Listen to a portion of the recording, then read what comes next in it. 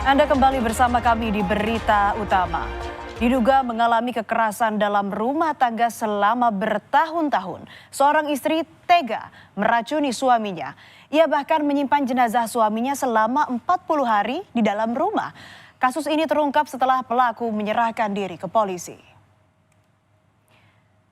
Desa Johowinong, Kecamatan Mojo Agung, Kabupaten Jombang, Jawa Timur yang tenang, geger dengan terkuaknya pembunuhan yang dilakukan seorang istri pada suaminya sendiri.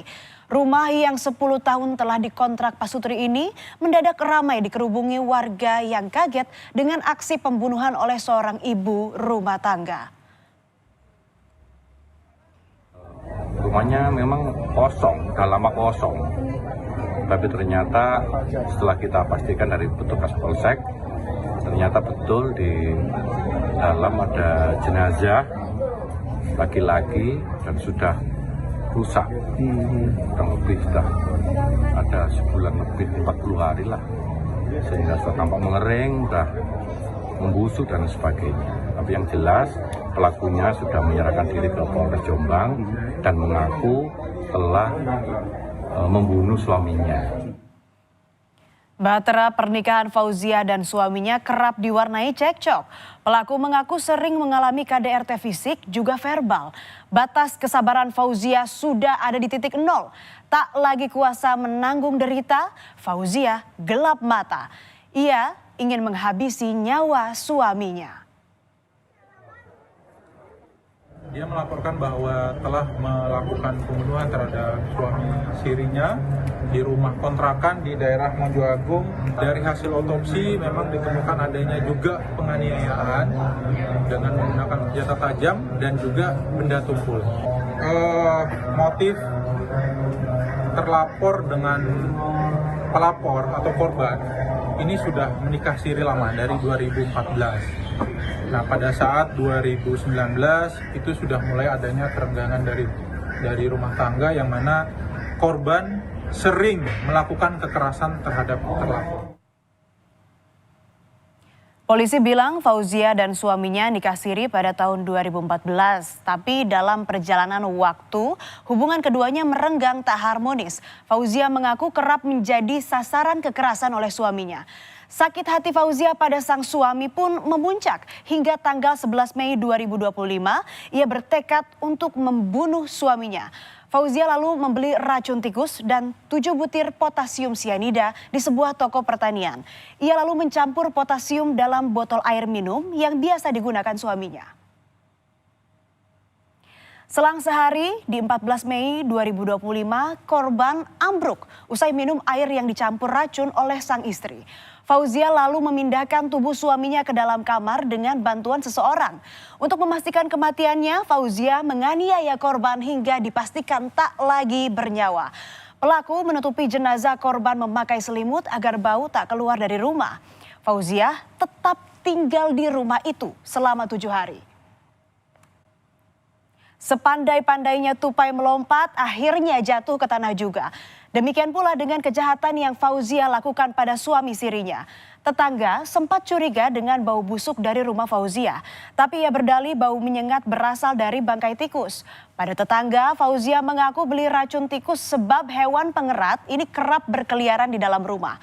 Begitu bau kian menyengat, pelaku lantas pergi dari kontrakan dan tinggal di rumah kerabatnya di daerah Kesamben. Fauzia bahkan masih sempat mendatangi rumah kontrakannya beberapa waktu kemudian untuk menjual perabot. Tapi pada Rabu 25 Juni, tepatnya 42 hari sejak pembunuhan terjadi, Fauzia mendatangi Mapolres Jombang dan mengakui perbuatan kejinya itu. Polisi menetapkan Fauzia sebagai tersangka dan menahannya. Ia dijerat pasal 340 subsidiar 338 KUHP dengan ancaman penjara 20 tahun, penjara seumur hidup, hingga hukuman mati menantinya. Masih soal kasus kekerasan dalam rumah tangga, saudara. Kalau tadi kisah Fauzia di Jombang, Jawa Timur yang meracuni suaminya karena lelah jadi korban KDRT. Kali ini soal seorang ibu rumah tangga di Bekasi Selatan, Jawa Barat berinisial D. Ia mengadu ke petugas damkar setelah menurutnya laporan KDRT yang ia alami tak kunjung ditindaklanjuti polisi.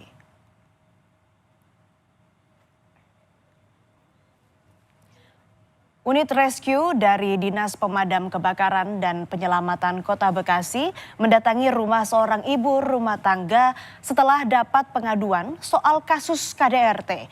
D mengaku frustasi karena laporan sejak 20 Juni lalu ke polisi lambat progresnya. Saat ditemui petugas damkar, tubuh D penuh luka dan memar di kaki, tangan, dan merasakan pusing kepala.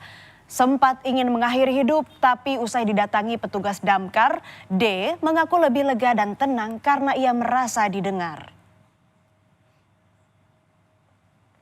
Lalu kita konfirmasi keluarganya dan menceritakan apa yang dilaporkannya, ya ternyata benar. Kita tanya apakah sudah lapor ke pihak berwajib, sudah dari hari Jumat, seperti itu. Karena dia belum ada, misalnya mungkin karena banyak laporan, ya, mungkin dia merasa frustasi, untuk curhat nggak ada, ya terpaksa si korban lapor damkar. Ketua RW setempat bilang sudah 2 tahun D jadi korban KDRT. Tapi dia urung melaporkan perangai suaminya karena berat di anak. Cekcok perkara ekonomi diduga jadi pemantik kekerasan dalam rumah tangga yang kerap dialami D. Masalahnya memang kondisi ekonomi ya Pak ya, faktor kondisi ekonomi karena yang namanya si sang istri pasti meminta untuk suaminya melakukan kewajiban dan memberikan nafkah. Namun di saat si istrinya terkadang meminta kebutuhan, namun suaminya merasa emosi dan tersinggung langsung melakukan tindak kekerasan. Kepada tim damkar, korban cerita soal kehidupan rumah tangganya. Ia sekaligus curhat soal penganiayaan yang dilakukan suaminya. Ia sering dipukuli saat cekcok dengan suami. Bisanya mereka bertengkar karena persoalan ekonomi. Perlahan, kondisi psikologis D membaik setelah mendapat layanan konseling dari petugas damkar. Namun di sisi lain polisi membantah dugaan tak menindaklanjuti pelaporan kasus KDRT yang dialami D. Polisi mengklaim sudah melakukan pemeriksaan termasuk visum. Bahkan sudah menangkap suami sang pelaku KDRT yang kabur ke daerah Boyolali.